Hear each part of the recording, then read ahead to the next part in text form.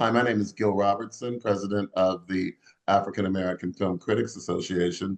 Today, we're thrilled to be talking to one of our favorites, actor Brian Tyree Henry, who is the star of the Apple hit show, Dope Thief. We're going to kick things off by introducing you to the AAFCA members on the call today, starting with Rhonda Moore in San Diego, Brandon Collins in New York, New York, Nigel Chambers in Washington, D.C., Chris Johnson in North Carolina, Tamara J. in New Jersey, Karan Benoit Kelly in Charlottesville, Virginia, Philippe Patterson in Washington, D.C., and Michael Sorrell also in the nation's capital. I'm going to let you guys do what you do so well, and I'll see you on the other side. I bet you I could throw mine further than you. So stupid. Come on, man. One, 2, 3.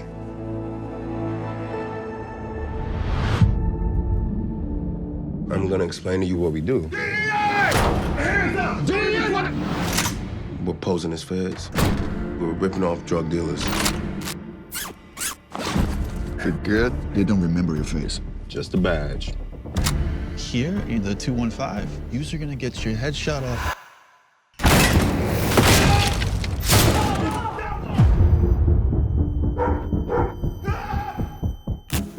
We went to the wrong house. And now these people are looking for us. Let's go! Let's go! You took our money and dope. Now I have to kill everybody you know. These guys are gonna come after us, man. We can't just run. You got Sherry. I got Teresa. Ma, you have to leave. I can't just pick up and go to Atlantic City. I'm an old lady. Listen, Mom, we had this thing. We was very professional. Oh, good for you. But these people are gonna hurt anybody that we care about. We gotta understand who's looking for us, because it's not just dealers. Go find him. If they offer you a deal, you're gonna take it. Ray is my family. I'm your family. Good and bad, right and wrong. Those are made up by people who never had a gun put to their head. Someone used you. You're a fugitive who can't leave Philly. What happens if we go to the police? They come for you, and then they come for Manny. How bad is it, Ray? No more secrets, okay? This isn't us. We weren't killers, Ray. If we die, when we die, it ends with us, you hear me? The only people that can stop this is me and you. Just me and you.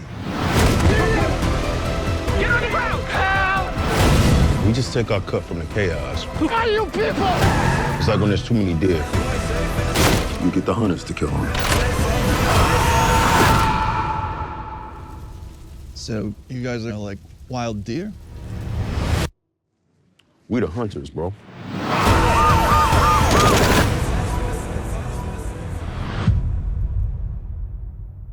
How's it going? Nigeria Chambers from Big Gold Belt Media. Mr. Brian Tyree Henry, thank you for your time today. I promise I'm not a fed for saying your whole name. That is a pundit to the finale episode. Come to the territory. It's totally fine. Totally fine. Speaking about the finale, this has been a fantastic series, and I'm sure beyond the Raven reviews about it, people really love this genre. So many iconic shows have really captured our TV screens in this genre. So I want to look a little bit in the future here, looking forward. So first and foremost, you and Marin has had some fantastic moments this entire season, and it just only gets better in this finale. And now there's so much more to consider and desire. I wonder for you, could you speak a little bit about working with her, all the emotions that you all bring to the screen, and when we get a season 2, if there's been talks about a season 2, or if you've been talking amongst your cast about where you would love to see a season 2 go, could you talk a little bit about where would you like that story to be? Sure. You know, it's interesting. Marin and I were literally together last night. She is one of my closest friends, and she's just really wonderful. And I was like, we should go to dinner. Like, let's go out. It's the finale week. What's so interesting about our relationship in this series is that we never come together until this episode. So like you have an entire season of her, you know, I'm like her Moby Dick. She's chasing me throughout the whole season, and we never come together until the final episode. And so we spent the whole season being upset with Peter, our showrunner, about that. I was like, when are we gonna get our moment? You know, Marin is just truly a masterpiece of an actress. Like this, the way this woman is able to carry such weight of grief and just like, you know, it just she does this part with what I can only imagine, because I was like, people need to know that you're funny. Like people need to know that you like people need to know that you are approachable and lovable, because she's just so amazing to watch. Like I found myself going on set all the time just to watch her scenes. Especially that amazing scene she has where she's sitting in the truck contemplating suicide. She's just so, and then the one thing we do in this show is we take her voice from her. I was like, have a great time. And I was like, but watch, if I know what I know about you, you are going to be able to convey everything without saying a word. And we were also, I was worried about even asking her to do this show, because I was like, well, the first few episodes, you lose your voice. But there's something so incredibly masterful about her eyes and what she can convey through her eyes, which people have told me in my career is something that I do, and then to see it done with somebody else, I was like, oh, okay, this must be what people are talking about. You know, I don't know. You know, by the time we come to the end of this show, you know, you have this wonderful moment of us in this truck after getting through all the blazing glory of what has just happened, escaping with our lives, of her, you know, cleaning my face and just saying you're clean, and me coming to this realization of like, yeah, that's true. Hallelujah. You know, and say hallelujah.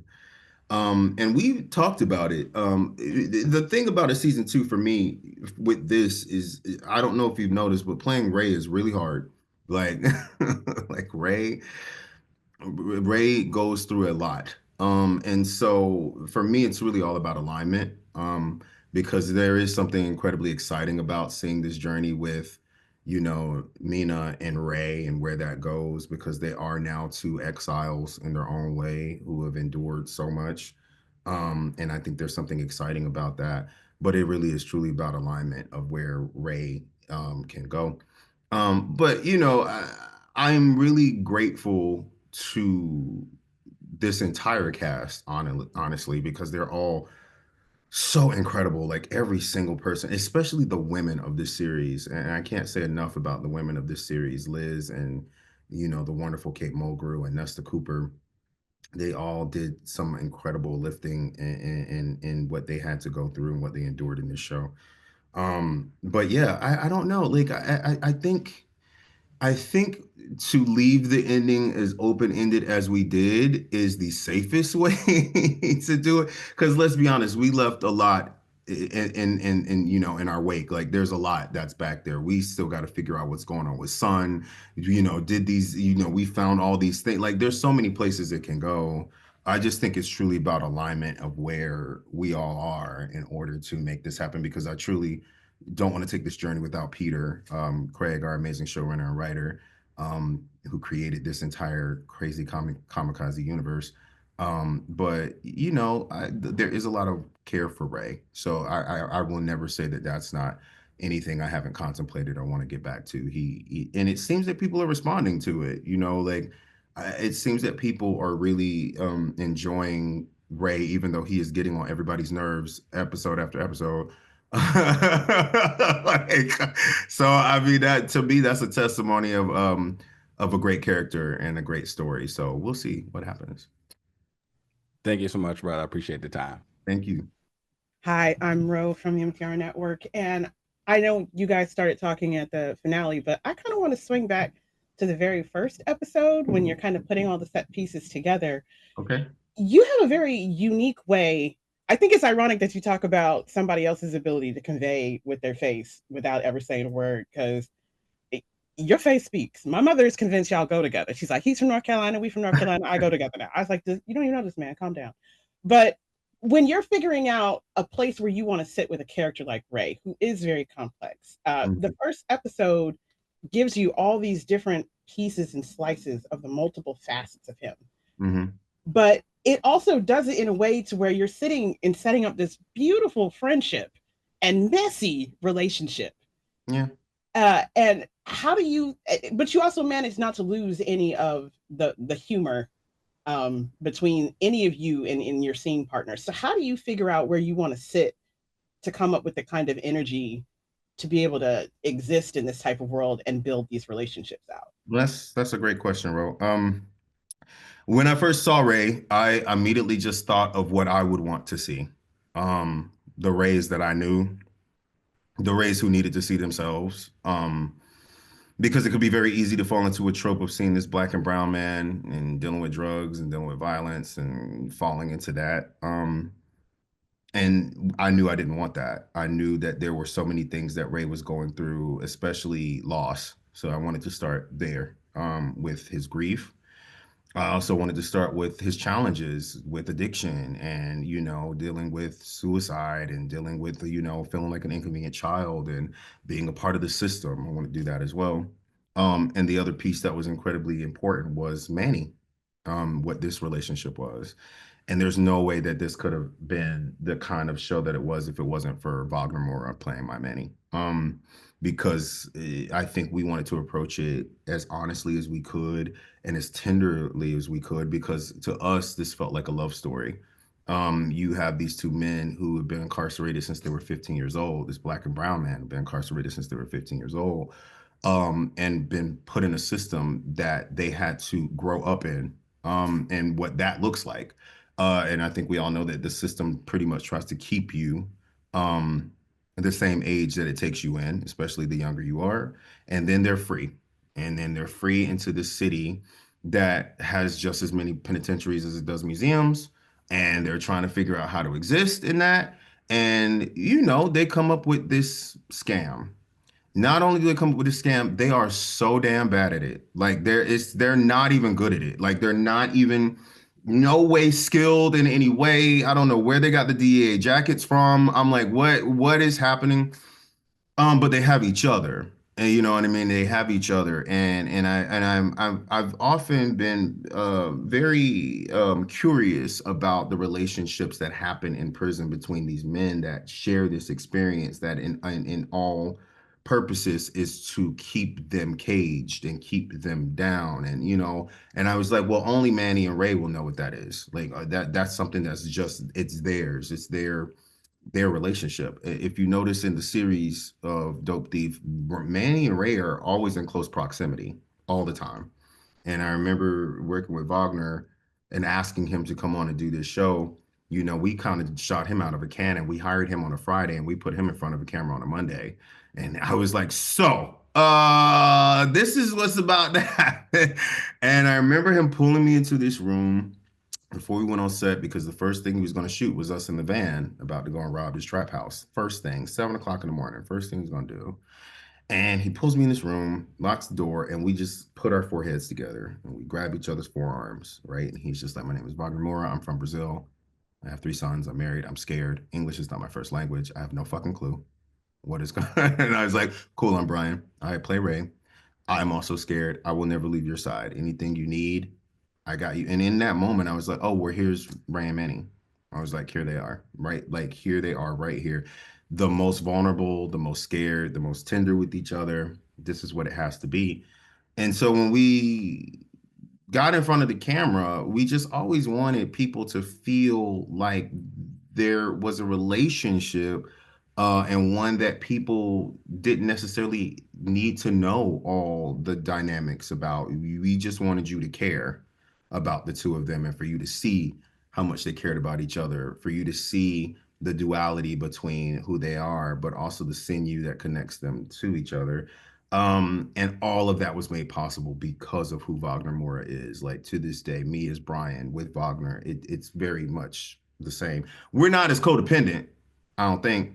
But like, it's like it is tender, and I think that is something that I hadn't seen in a show like this. I hadn't seen the places where you could find the levity and the mess ups, and at the same time root for these anti-heroes, because they make a lot of decisions that just never. One of my favorite things that we did is a scene in episode 4 where you have Manny telling me to get out of a truck. And he's just like, I need to leave you and I need you to get out of the truck. And Ray, of course, is like, what are you talking about? What's going on? And he gets in the back seat with him without even, and then you find out that he has a fucking grenade. Like he just has a grenade. He is going to take his life. And the first instinct that Ray has is to put his hands around this grenade. And I remember me and Wagner shooting that. Marcella Said is our director of that episode. Wonderful. And she was like, we're just going to put a camera here and put a camera there. And then we go. And I was like, yeah, I think that's the only way you can get this. like it's no, there was no, but I just remember, and I think we only did 3 takes of that, from beginning to end, 3 takes of that, because it was so raw and so messy and so terrifying and I remember looking at Wagner at the end of that. I was like, you know that if you did this, I would do the same thing.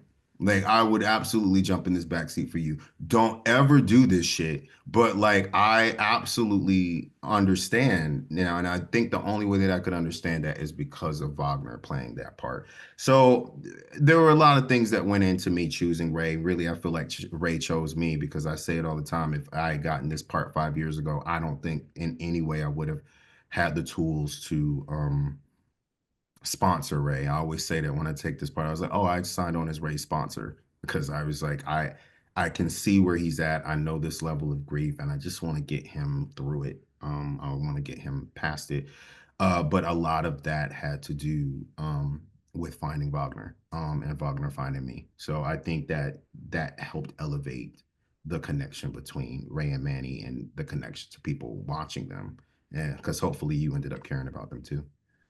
Oh, I was fully invested, especially like the way that you guys drop out of the first episode and you're like, we've been nothing up until now. And I was like, how dare you? Yeah. But I know I deeply appreciate the way that you kind of built angst and empathy together and kind of brought them into this brother at arms type story, because usually when we get these, it's kind of like in shows like Justified or, Sons. So there's a lot of, anarchy around it that takes away from that. So Sure. I deeply appreciate that. So thank you. Thank you, Ro. I appreciate it. Samara J from Noir Online. Hi, Brian. Hi. I wanted to ask you, what are you personally most proud of Ray's journey from the first table read to the last table read? Wow. Oh, that he surrendered eventually to something higher than himself, hence him ending the series with Hallelujah. That he made it. Like, because it was touch and go. And I think for me, especially, there's so much that I still want for him. There's so much that I still need for him, but I needed him to need it more for himself. And I think that, because at one point I was like, he ain't ever gonna walk again. I was like, here we go. I was like, is he gonna walk again? Is he gonna, and he just lost so much in front of his very eyes, which would make it very easy for him to give up. But I'm also quite proud of how it turned out, because he kind of reclaimed a lot of things for himself, including his freedom. You know what I mean? I really enjoyed the scene in the finale where he's sitting in this circle and he's just telling them all the things he learned. He's like, this is what's going on here, and this is. But then you flash to that, and he shows his chip to, well, not his girlfriend anymore, but he shows his chip to Michelle, and it's the first step, right? Like that's how recovery works. You take the first step, and you realize you reached the rock bottom, and you have to take the first step, but it's all on you. And so I think for me, I think that what I really, really am proud of for Ray is that he surrendered in a way that gave him hope. And because surrendering is really hard to do.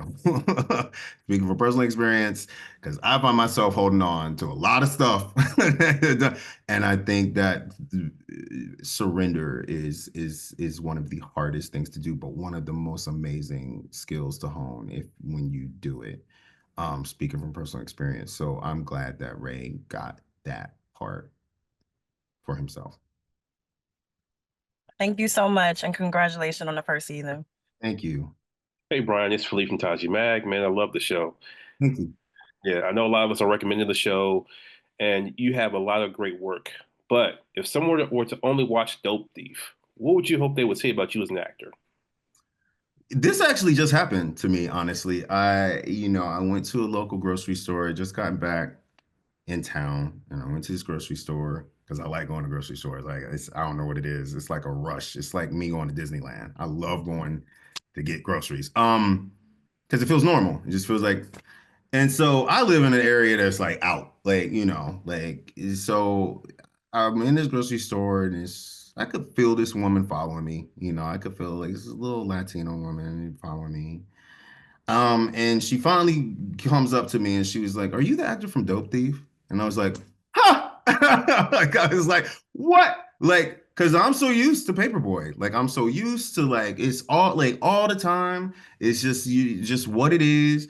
And for her to be like, "Are you the actor from Dope Thief?" I literally threw my arms around this woman and I was like, "Thank you. That's so dope." That she's like, "Oh no." She's like, "Me and my husband, she's like, you should be very proud."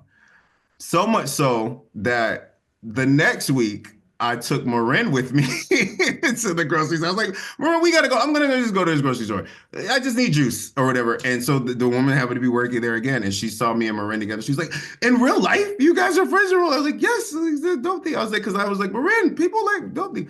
I don't know. It's truly gratifying. For that to be the first way that somebody knows me, because I have no control of how people digest me in this. I have no and I was talking about it earlier. I was like, my career has come with different losses.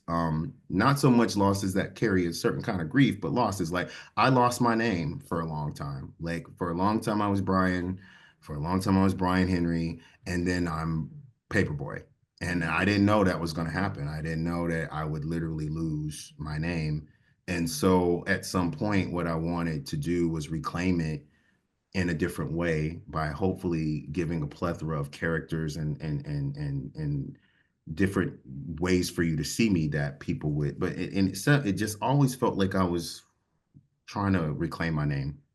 But what's really cool with this experience is that here I am with this show that is my baby, that my first EP, I'm the lead, and that it's resonating, and that for her, the first thing she saw was Dope Thief. And I'm like, "Oh, that's great."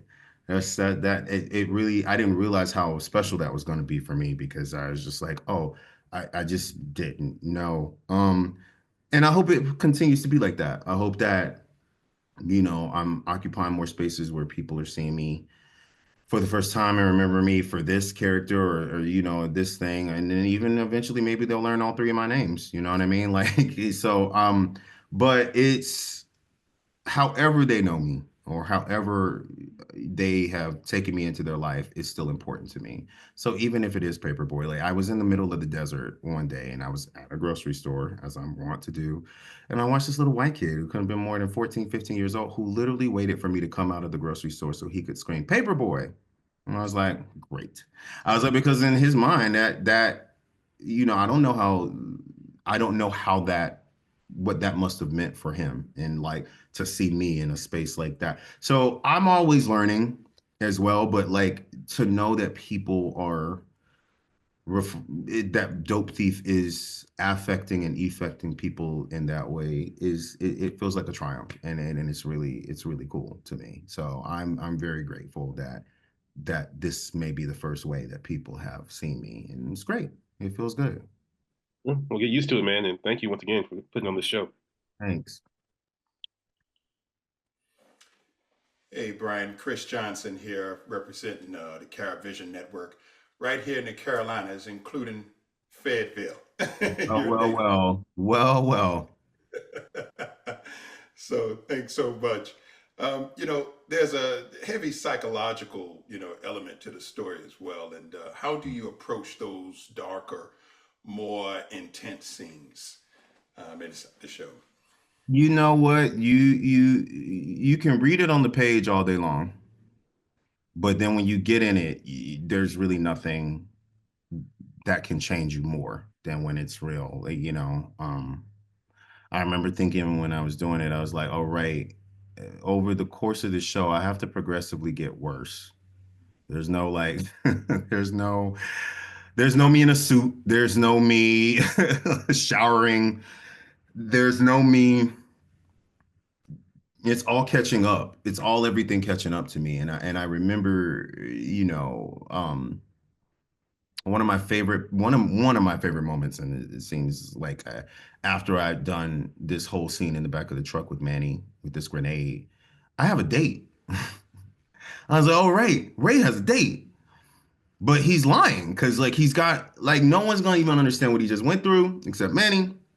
He goes home. He's still got this sepsis thing going on, and he's practicing in the mirror. "Hey, Michelle. Oh, sorry, I'm late. Oh man."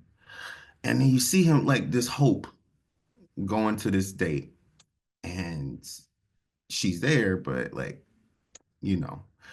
Um, and I remember having to score that. So the song that's playing over that is this wonderful song called "It's Okay" by this wonderful rapper named John Wayne. That I love this song, and it's really just him talking about, yeah, it's okay. My mind's blank anyway. I never had nothing to say. It's like it's so like the inner monologue of Ray, and all that to say is that you just have to show up at that day for it. You know what's coming. You have to be present in his grief, but you also have to separate your own.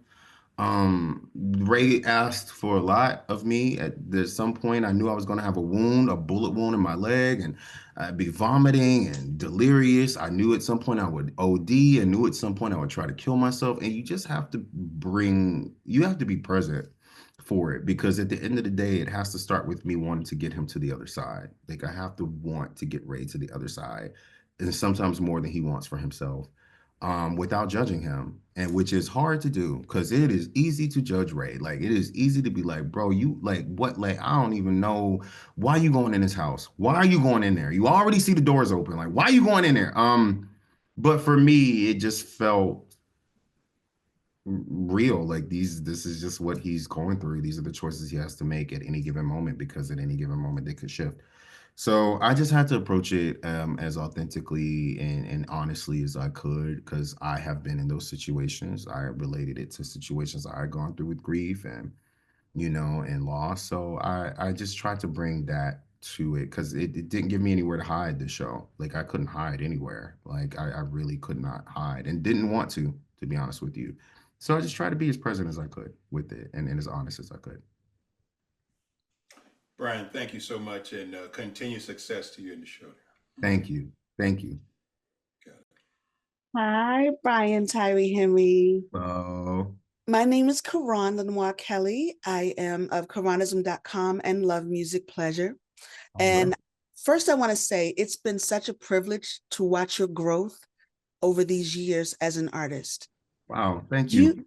You're so welcome. You have this unique ability to make us always really like you and be worried about you and question your judgment and the roles that you play. Art imitates life. I'll tell you. Art imitates life, but you give us compassion for you through your work. And I'm curious, how do you compartmentalize your role as an artist and actor and as an EP?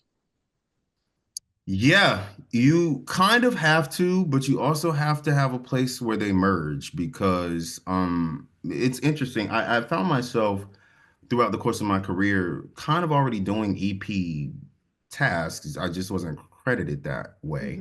And what this show gave me the ability to do was really be that bridge, because the show is following me and I'm there every day. And I really wanted to make sure that people felt safe. I wanted to make sure that people were excited to come to work. And I also wanted to make sure that it was a true collaboration. You know what I mean? Because there is this phrase that goes, it starts from the top, and I was like, right, if your top is mess, then everything else below is going to be mess. And I just didn't want that for this show. I didn't want that for this project. And so it gave me an opportunity to truly feel connected to everything. I've always been at mercy of the edit. Like, I'll be in projects, and sometimes the first time I see them is when you see them. Like, I'm sitting at my TV waiting to see what the final project is going to be too. But I also have no say in what people choose, So all I try to do is go out there and give as many options, as many choices, and as many takes, things and explore. But at the end of the day, I'm at mercy of the edit. At least when I was doing this, it forced me to confront myself, because I had to watch the edits all the time, which is an actor's nightmare. Like, truly, to sit there and have to watch yourself is like, for me, I was like, I don't know, I'm ready. But I felt like I was in a place that was like, no, you're absolutely ready. Like, the metaphor isn't lost on me that I had to confront myself. It's not lost on me. And I had to sit there and I had to literally watch all of it every day, put the music here, figure out that, and it was great. I never got bored. I never got tired of seeing where Ray was going to go. And that to me is a testimony, right? I was like, it's another form of surrender. I had to surrender to that. And it was great because, this cast and this crew is one of the most amazing crews that I've ever worked with. To be with the crew who had to endure being on strike for 7 months, and all of them came back, they didn't have to do that. It truly was a set that made me always feel protected and cared for, and that people were excited by. So you do have to split yourself, but in this instance, I didn't really have to, because like it was all intertwined. It all I could literally like be on the ground covered in blood and then get up and be like, okay, so like there's an ice cream truck outside, guys. We've had a long day. You know what I mean? Like that to me felt great. And I want more of it. Like, I want to continue to create projects that when you see my name, you already associate it with a certain kind of feeling and a certain kind of experience that you want to sign on for. So I know that being an EP allows me the room to do that. So yeah. You gave us all the feels, and the entire cast was stellar. I could not stop watching. And I just want to thank you for your role as a leader, as well as your role as an artist. Thank you. Thank you. That means the world. Thank you so much. Hi, Brandon Collison, Media and Popcorn Podcast. Mr. Henry, been a huge fan of yours. I would always like to hear how people deal with complex, challenging situations, right? You've worked in TV, film, and Broadway. Shout out to the Book of Mormon. What was an unexpected or challenging part about filming Dope Thief, and how that experience pushed you as an actor and storyteller? That life was going to keep lifing while I did it, I don't think it's lost on anyone or secret to anyone that I lost my father while I was filming the show, on top of dealing with a character who was going through kind of the same confrontations that I was going through with my father. And I was like, of course. I was like, of course, this is, you can't make it up. I was like, of course. I made a decision to be honest about it, because I remember when this show came out, I had to make a decision if that was something I wanted to talk about, if it was something I wanted to share, because it's going to live on screen forever. And I knew that I had to share it, because I didn't want that being a part of my identity anymore. That anger, that resentment, or whatever I shared with my father when he was living, I didn't want that to be my identity anymore. And I definitely didn't want it to be raised. And so, when you're dealing with topics such as loss, even in your personal life, and grief in your personal life, and then a show comes along and there's an episode reflecting the exact grief, maybe not the exact, because I wasn't shot in the leg dealing with that, but you have some choices to make. And one of the biggest choices I had to make on set was, do I tell the man playing my father about this? And I remember making the choice to not tell Ving at all about me losing my dad when he came back to do this episode, because I didn't want it to, not that he's not professional enough to have duality to split it, but I just didn't, I wanted us to be present in what was going on. I didn't want him to feel like in between takes he had to be compassionate or do all those things. I made this decision. And I asked everyone on set to not share it with him as well. I was like, don't tell Ving about my dad. Like, I really would prefer if you didn't. What's also crazy is that you're also working through it. You're working through it. I would be laying on the ground and I'd look up and I was like, oh, that's a real picture of me as a child in front of the house that my father was in. Like, how do I, but this is the great thing about art, I think, because it gave me a place to lay it down. It gave me a place to really like leave it on the floor. Sure, there's still work to be done, but it gave me a place that I didn't feel like I had to hide anymore. And I wanted that for Ray. I really wanted that for Ray. Because ultimately we sometimes become our grief. We sometimes become the reflection of the pain that we've endured in our lives and we don't even know it. And I did not want that for me. And I definitely didn't want it for Ray. And so that was a challenge of how to work through that, because I also took this show to figure out how to work through my daddy issues too. I was like, I need to understand. I was like, I'm angry. I was like, I need to know what this is. And when I read this, I was like, great, okay, now I can work. But then when you lose the thing, right? Like when you lose the thing that has been the story that you've been following your whole, like that's been a part of your whole life, then who are you? And I think that was something I really needed to unpack. I keep using unpack because it's true. I had to like really just like unburden and unload that stuff. And I'm grateful. I really am grateful that I got to do it here. I'm really grateful that you all got to see that. There's so many things that I unloaded on this show that I had to expose about my own personal journeys that I think I'm really grateful for. It's a big reason why I took the show.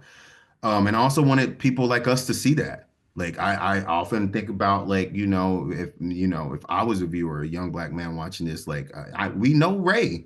We all know who Ray is. We all have a Ray. Ray is our cousin. Ray is our brother. Ray is that dude down the street that is always at the corner that we don't talk to sometimes. And like, like we all know this dude. And so I really wanted the Rays of the world to see that, to really, really see that and to know that they weren't alone and to know that, we got them fathers too, and to know that stuff. So I think that's all I tried to imbue him with was that element that felt familiar, and so people could unburden themselves at the same time too.